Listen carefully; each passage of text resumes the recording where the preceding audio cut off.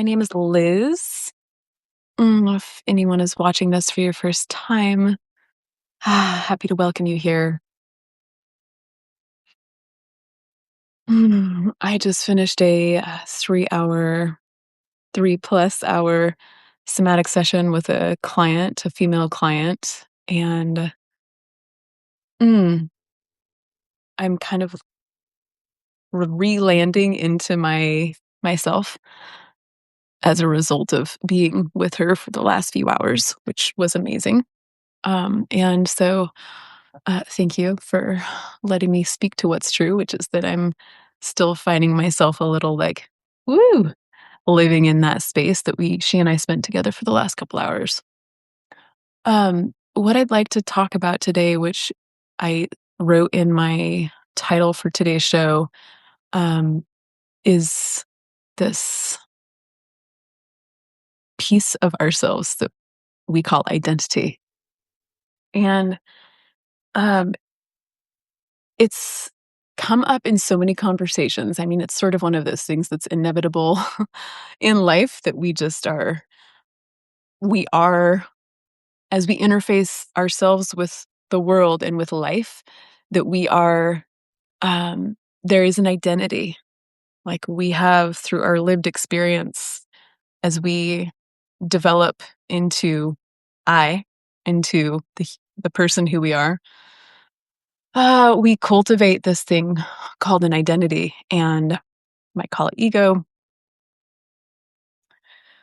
I'm sure there's lots of other words for it, but I'm going to call it identity. And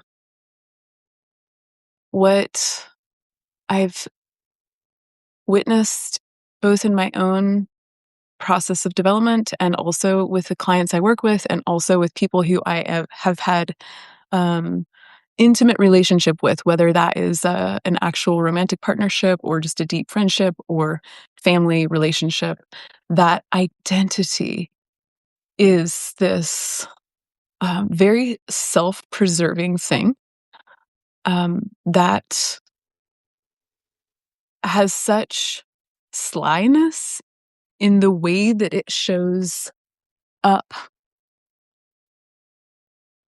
and keeps us in our patterns. And I say that with love and kindness. I say everything with love and kindness and curiosity. That's what I'm trying to convey here.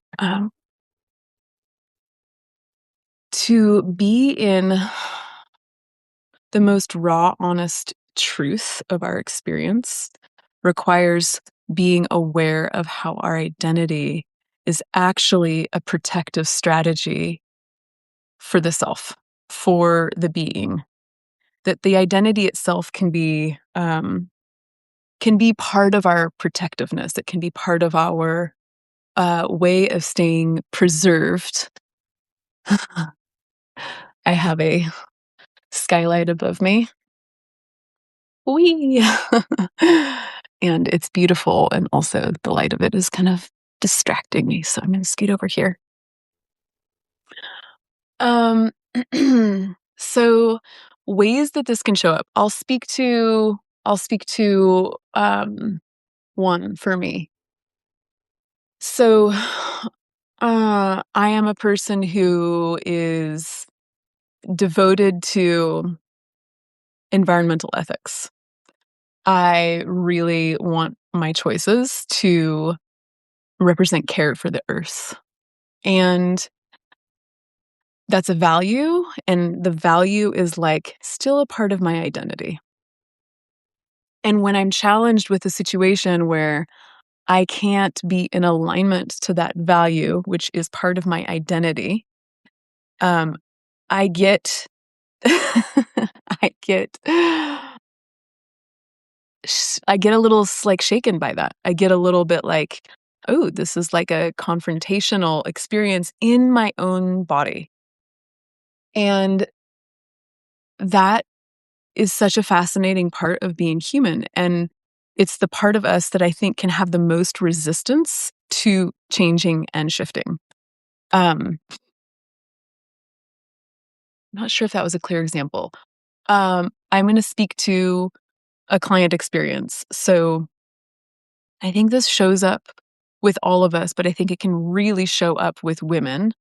Um, but no, I take that back. It can show up just as much with men, where this cultural identity, this cultural kind of even like approval that says um, to be in relationship with the higher vibrational aspects that we feel in our body is more worthy, is more worthy of respect, is more stable, is more appreciated, is more worthy of acknowledgement, is more socially acceptable than being in relationship with the parts of us that are more life preserving, i.e., fear, shame, even grief, sadness, rage, anger, frustration. When we disconnect from the parts of us for whatever reasons, the assorted reasons that are these more life preserving energies, we are creating this embodied fragmentation, which is, it's all protection. It's all coming from protection. So we learned how to not feel those things because feeling those things creates discomfort. It creates discomfort. And this conversation that I just had with this client right now, the wrap up was so much about how the expansion process, the process of human development, the process of growth, the process of opening is intrinsically confronting. It's intrinsically uncomfortable. It's intrinsically uh, painful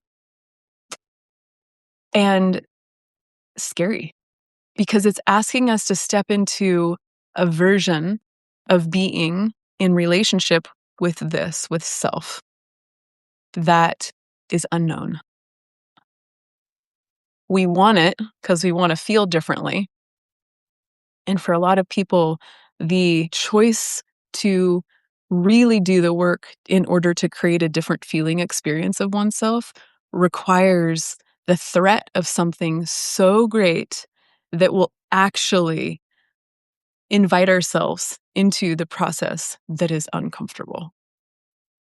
And for so many people in this modern world, there might be all of these different strategies to kind of not have the crisis feel so uncomfortable, or to not have crisis at all, or to just be in this perpetual kind of like flat space.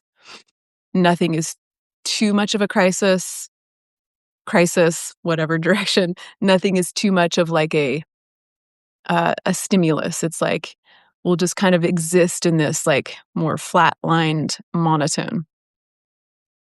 Because to feel a crisis forces us to see our life and to see our body's experience perhaps in a different way that says, I can't do this anymore. I can't do this like this anymore. I have to do this differently. And what that says is, I have to be responsible for this. And oftentimes we have all these things around us. This is why partnership is so fascinating. When we have someone intimately connected to us, we can often, as culture has taught us, outsource the responsibility for our experience to them. And so, okay, we're still in partnership. I can still sort of blame. I can still sort of point my finger. I can't actually, I mean, I can, but the invitation for the responsibility of changing the way I feel to become fully one's own responsibility can be difficult when we're still in partnership. And if our pattern is to outsource the responsibility to those things and people outside of us, we might not actually ever truly take the accountability on for the way that we want to feel differently. So this conversation that I was just having with this woman about how the choice to be in a new feeling experience, in an expanded version of ourselves, the stepping into the unknown, there's inevitable fear with that and discomfort with that.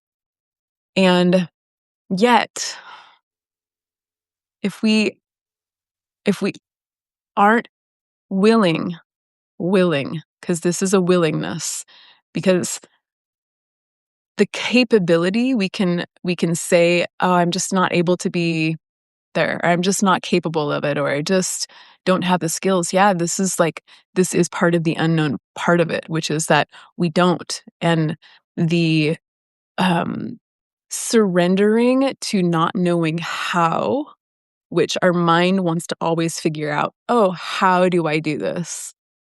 The surrendering to not knowing how is can feel so uncomfortable and destabilizing and rattling and all of the things that are then like, to the protective part will be like, I can't do that. And that's why the crisis becomes the thing. Once again, the crisis is like, you can keep doing what you have been doing for years or decades if you want, and you're going to keep feeling the same way. Or you can lean into this place that requires discomfort, that requires feeling of the pain, that requires feeling the places that have not been met. And for so many of us, this is the feelings that are the life preserving things that are perpetuating the protection. So we're either liberated and not protected in strategy, or we're protected and we're living from a place of perpetuating our pattern, which helps to stabilize through protection of these unmet spaces.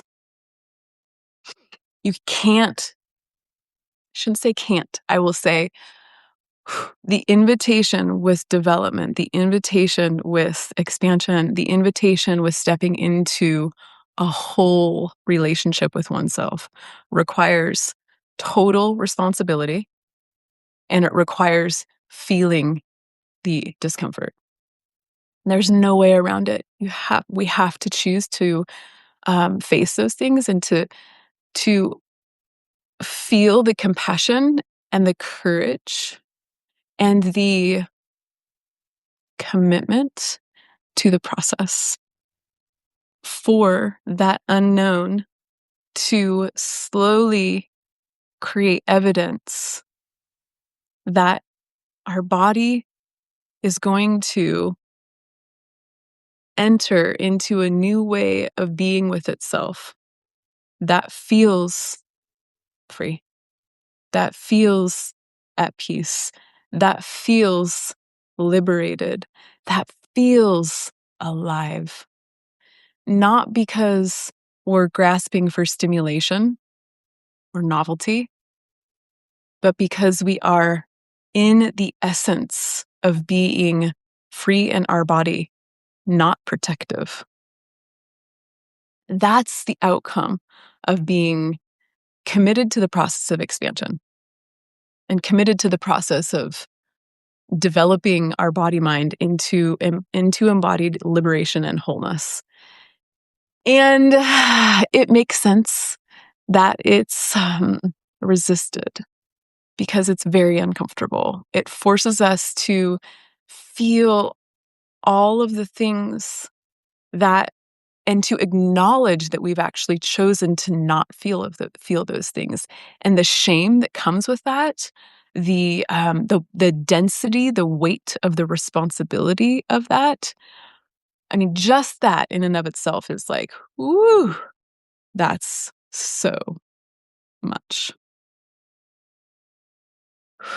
Yeah. So, I'll be publishing an article either today or tomorrow on my Substack that speaks more to um, this uh, component of our human selves that is identity, and how um, what self-sabotage looks like relative to identity, what self-sabotage looks like related to the protectiveness, and how it's so it can be so disguised of how we might be getting in our own way to feeling and accessing this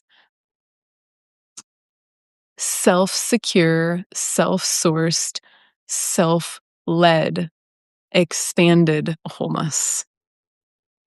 Yeah, that's all I'm gonna speak to today.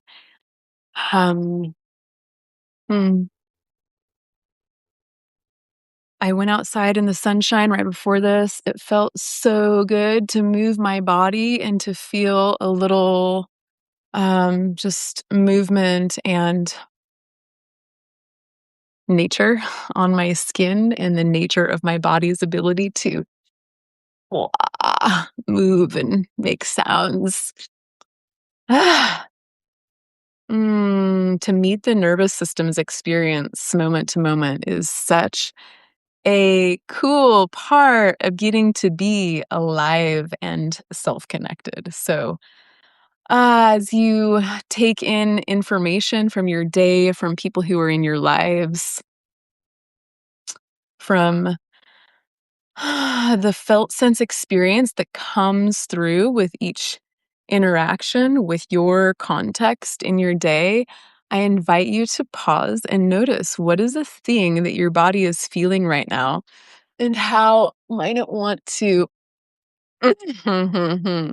sound or move your body.